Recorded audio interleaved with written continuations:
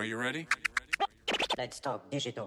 Bienvenue dans le podcast Digital Feeling, votre dose hebdomadaire d'intelligence artificielle, de digital et d'idées concrètes pour rester à jour dans un monde qui évolue très vite. Dans ce podcast, je réponds à vos questions et si je n'ai pas la réponse, je fais appel à des experts pour aller plus loin. Let's talk digital. Bonjour à tous et bienvenue dans ce nouvel épisode de Digital Feeling. Alors aujourd'hui, j'avais envie de vous partager quelque chose aussi qui remonte souvent en formation. C'est que quand on tape quelque chose sur un outil d'IA générative, souvent on lui fait confiance. Notamment parce qu'on l'utilise un peu comme un Google. Alors les outils d'IA, je ne le répéterai jamais assez, en tout cas d'IA générative, sont des outils probabilistes. Ça veut dire qu'ils ne comprennent pas la requête, qu'ils sont en train de calculer la probabilité de mots qui correspondent à ce que vous avez demandé. Quand on a bien ça en tête, on est conscient que l'IA ne peut pas être correcte à 100%. Et ça fait partie du jeu dès le début.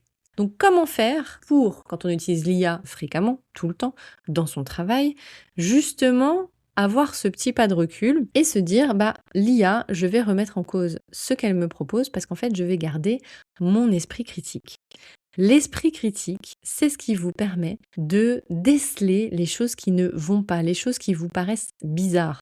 Moi, j'ai un étudiant dans un exercice de marketing mobile qui m'avait donné un KPI qui n'existait pas. Et au lieu de se faire confiance parce que lui ne le connaissait pas, il a fait confiance à l'IA et il s'est dit que moi, je le connaîtrais. Grosse erreur. Ce qu'il aurait dû faire, c'est aller vérifier sur Google ou sur un autre LLM ou même challenger son LLM et vérifier si ce KPI existait. Ou alors demander à son LLM de lui préciser, de lui donner plus d'informations sur ce KPI qu'il ne connaissait pas. En tout cas, il aurait dû se faire confiance et challenger l'IA. Et ça, c'est quelque chose que je vois trop peu. Même dans mes formations, finalement, quand on apprend comment prompter, le premier résultat, c'est ça. Ok, je vais l'améliorer, mais je m'arrête là. Et c'est bien dommage, parce qu'en fait, l'IA, c'est un outil très intéressant, mais ce qui va la nourrir, c'est le feedback qu'on va lui donner.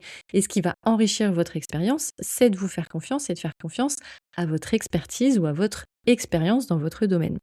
Donc comment on fait pour déceler que l'IA soit hallucine? Donc une hallucination, c'est une information qui paraît probable mais qui ne l'est pas. Attention, ça peut être très subtil, ça peut être une date qui est fausse, ça peut être un chiffre qui est faux, ça peut être une citation pas bien accordée à la personne, donc il faut vraiment être très vigilant. Ça peut être sur pas mal de choses. Évidemment, tous les acteurs de l'IA travaillent très dur pour éliminer au maximum ces risques d'hallucination. Mais comme nous sommes dans des outils probabilistes, c'est un risque qui existe toujours.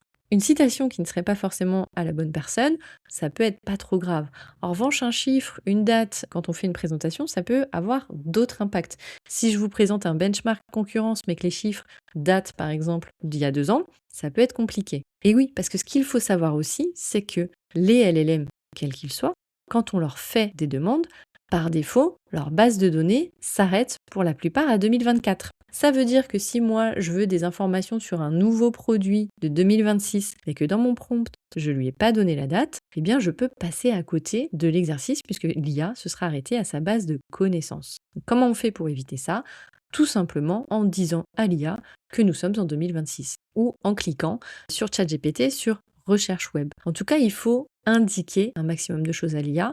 C'est vrai, ça peut paraître pas forcément naturel, c'est pour ça d'ailleurs qu'il y a pas mal de formations, je ne m'en plains pas, mais j'essaye de vous donner un maximum de tips et parfois c'est des choses qui paraissent toutes simples. Donc donner la date, ça permet à l'IA de savoir que sa recherche doit être à 2026. Alors vous avez des LLM comme Claude qui souvent vont aller chercher des choses en 2026, mais parfois ils passent complètement à côté de l'exercice et ils vous donnent des chiffres sur 2024. Donc déjà en précisant la date, vous limitez le risque d'hallucination et vous limitez le risque que l'outil aille chercher des informations qui ne soient pas à date. Après, vous pouvez autrement dire dans votre prompt « Recherche sur le web les nouvelles informations pour tel ou tel produit ». Ça marche aussi. Ensuite, quand vous faites votre prompt à l'IA et que vous avez votre esprit critique en alerte et que vous dites « ça me paraît bizarre mais j'ai pas moyen de savoir tout de suite si c'est vrai ou pas », vous pouvez simplement demander à l'outil d'IA de citer ses sources. Citer ses sources, ça veut dire que vous allez l'obliger à aller chercher les sources qui lui ont donné les informations. Premier avertissement. S'il y a des sources, ça peut être OK, mais parfois il n'y a pas de source. Et donc de lui-même, il va vous dire qu'il s'est trompé. Il ne va pas dire qu'il a halluciné, mais il va dire qu'il s'est trompé par rapport à patati patata. Donc ça va être premier indice s'il y a des sources. Maintenant, cliquez bien sur ces sources. Vous seriez surpris parce que entre la réponse de l'outil d'IA et ce qu'il y a dans la source, parfois, c'est pas la même chose. Il y a aussi ici une interprétation. Donc, lisez bien ce que vous propose l'outil d'IA et lisez bien la source. Moi, j'ai eu le cas pour rechercher une fonctionnalité sur un véhicule. L'IA était très confiante, elle m'a donné toutes ses sources et même des vidéos YouTube, c'était Perplexity. Et quand je suis allée sur la vidéo, j'ai regardé toute la vidéo en attendant la fameuse mention qu'elle m'avait mis en résumé dans son retour et je ne l'ai jamais trouvée. Ça veut dire que c'est une hallucination. C'est pour ça qu'il est important de bien cliquer sur les sources et de bien lire ce qu'il y a. Vous allez me dire oui, mais je vais perdre un temps énorme si je dois faire ça à chaque fois. Si on lit en diagonale et qu'on a la maîtrise du sujet, ça peut aller très vite. Et finalement, ça va même beaucoup plus vite de relire 2-3 sources sur lesquelles on a des doutes, parce que les autres généralement on maîtrise, que d'aller faire toutes les recherches sur Google, d'aller cliquer sur tous les liens, d'aller rechercher l'information, etc. Donc mesurez bien les deux actions. Potentiellement, vous allez voir que même la relecture, ça vous fait gagner tout de même beaucoup de temps avec l'IA. Vous pouvez également lui demander à l'outil s'il est certain de sa réponse. Ce que ça va faire, c'est qu'il va aller chercher, il va aller vérifier si les chiffres qu'il vous a donnés sont bons. Tout simplement.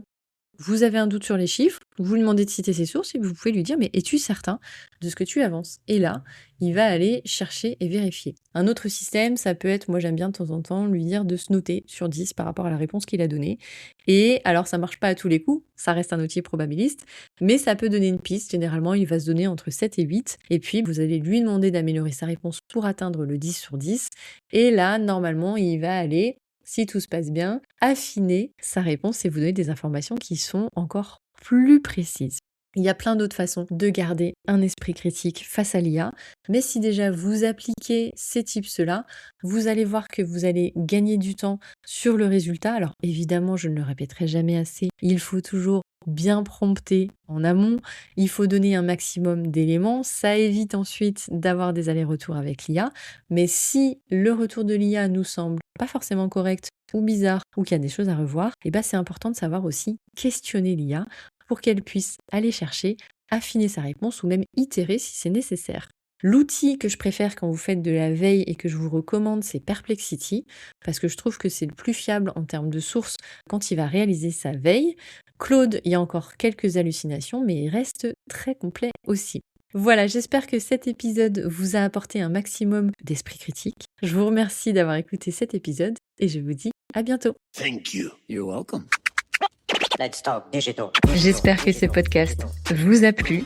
Si vous avez aimé cet épisode, n'hésitez pas à soutenir le podcast en laissant une note et un avis sur Apple Podcast ou sur vos plateformes d'écoute. Ça me permettra de remonter et de pouvoir partager à d'autres entrepreneurs les réponses que vous vous posez.